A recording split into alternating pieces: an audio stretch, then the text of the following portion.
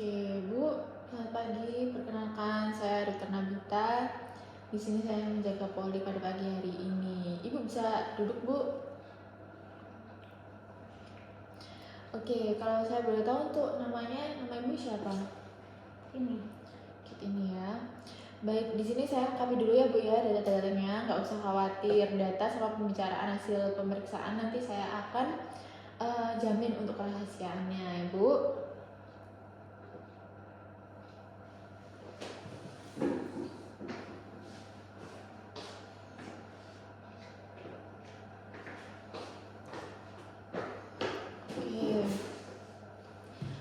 Untuk Ibu Tini ini sekarang datang sama siapa? Suami. Sekarang pagi, siang, sore apa malam? Subuh. Oke. Ibu Tini ini di mana? Tahu nggak? Enggak. Oke. Ada yang bisa dibantu Bu Tini? Lagi emosi. Siapa yang membuat Ibu emosi? Nggak tahu, orangnya nggak ada. Oke, kenapa Ibu emosi? Emosi, sedih juga. Soalnya adik kakak saya nggak ada yang merawat ayah saya yang sakit. Oke.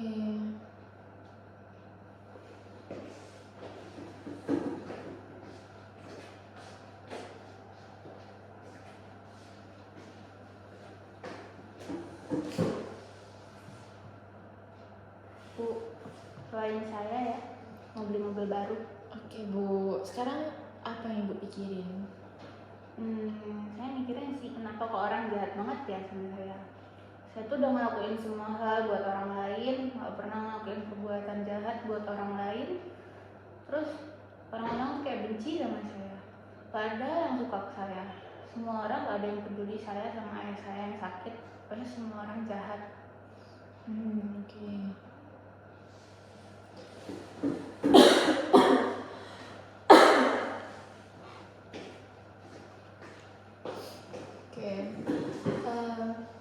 Sekarang apa yang Ibu rasain? Nggak tahu, pusing. Oke, mungkin bisa Ibu jelasin pusing kenapa, di bagian mana, gimana rasanya, dari kapan? Ya pokoknya pusing, nggak bisa mikir.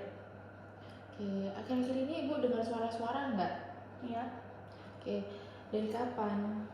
Ya semingguan. Semingguan ya, apa yang dikatakan? Astagfirullah, la ilaha illallah, itu terus diulang-ulang. Oke, apa Ibu mendengar suara lain, misal kayak minta Ibu ngelakuin sesuatu gitu? Nggak ada.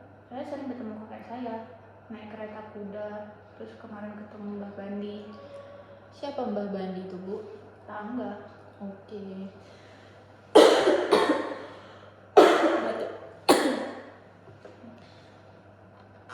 Saya lapar Bu, udah dulu ya. Nanti saya mau makan dulu. Oh iya Bu, silahkan.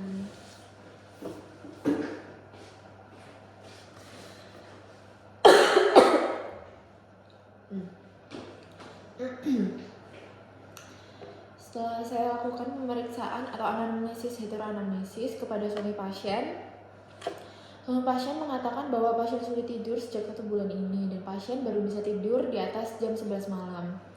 Untuk keluhan sulit tidur ini memberat sejak 1 minggu, yang awalnya mereka sempat cekcok dengan kakak tirinya. Seminggu kemarin pasien menasihati keponakannya yang nakal, tapi ibunya malah memarahi balik dan mengatakan bahwa pasien tidak berhak dan tidak pantas untuk menasihati orang karena pasien memiliki gangguan jiwa.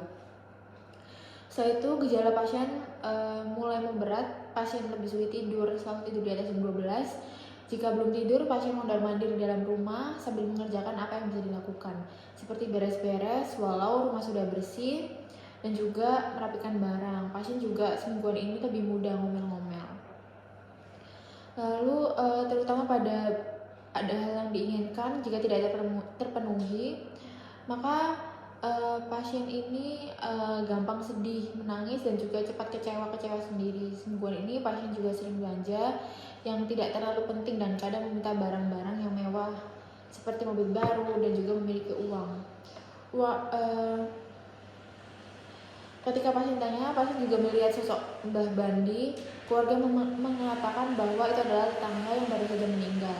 Suami bekerja tanpa dibantu orang lain, hanya dibantu dalam hal angkat-angkat saja. Suami pasien mengatakan pasien tetap bisa bekerja dan menjadi ibu rumah tangga dengan cukup baik. Sebelumnya pasien adalah tipe orang yang periang, selalu ceria dan terbuka bila ada masalah kepada suaminya. Untuk riwayat psikiatri sebelumnya, pasien pertama kali mengalami gangguan jiwa di tahun 1993.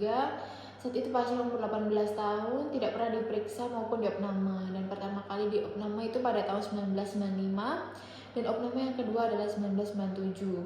Dan terakhir opname yaitu 2008. Setelah opname terakhir, pasien hanya 2 kali kontrol dan menghentikan minum obat karena menurut pasien keluarganya sudah sehat dan kembali seperti semula. Di antara periode opname, kondisi pasien baik, bisa bekerja seperti biasa, tidak ada gangguan relasi dengan orang lain. Untuk riwayat medis ini tidak ada data, dan juga pada penyakit keluarga juga tidak ada yang mengalami gangguan jiwa. Untuk riwayat keluarga sendiri ini, pasien merupakan anak pertama dari 3 bersaudara. Ibunya adalah istri kedua, hubungan dengan adik kandungnya dirasa kurang akur, hubungan dengan kakak tirinya juga kurang akur. Pasien pernah menikah dan memiliki 1 anak, dan pasien saat ini juga memiliki 1 anak dari pernikahan keduanya. Untuk riwayat kelahiran dibantu oleh bidan dan lahir di rumah, spontan tanpa kelainan berarti.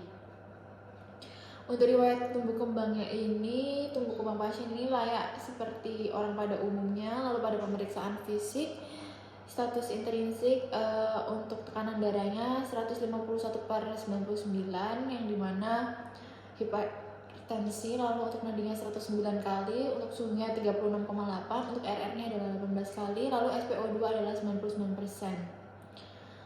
Untuk hasil lab ini didapatkan leukositosis, lalu untuk hasil-hasil lainnya masih dalam batas normal. Untuk GCS 456, kaku kuduk negatif. Lalu kesan umum pasien perempuan dewasa, kesan perawatan kurang, tampak gelisah, kooperatif. Untuk kesadaran dari pasien adalah kompos mentis berubah. Lalu untuk kontaknya adalah positif, verbal irrelevan, kurang lancar. Lalu orientasi waktu dan orang baik, namun disorientasi tempat. Pasien juga labil. Lalu ini didapatkan non-realistic, incoherent, preokupasi terhadap keluarganya. Lalu untuk persepsi pasien ini halusinasi auditorik dan juga halusinasi visual. Untuk kemauan menurun dan psikomotor meningkat. Untuk diagnosa di sini pada aksis 1 adalah gangguan afektif bipolar, kini campuran dengan DD gangguan schizofren tipe campuran. Lalu untuk aksis 2-nya sendiri ini adalah gangguan kejiwaan mengarah ke borderline. Lalu aksis 3 ini leukositosis dan hypertension. Lalu untuk aksis 4 ini masalah dengan primary support group. Lalu untuk aksis 5 adalah GAF scale, saat ini adalah 30, dan GAF scale terbaik 1 tahun yaitu 70.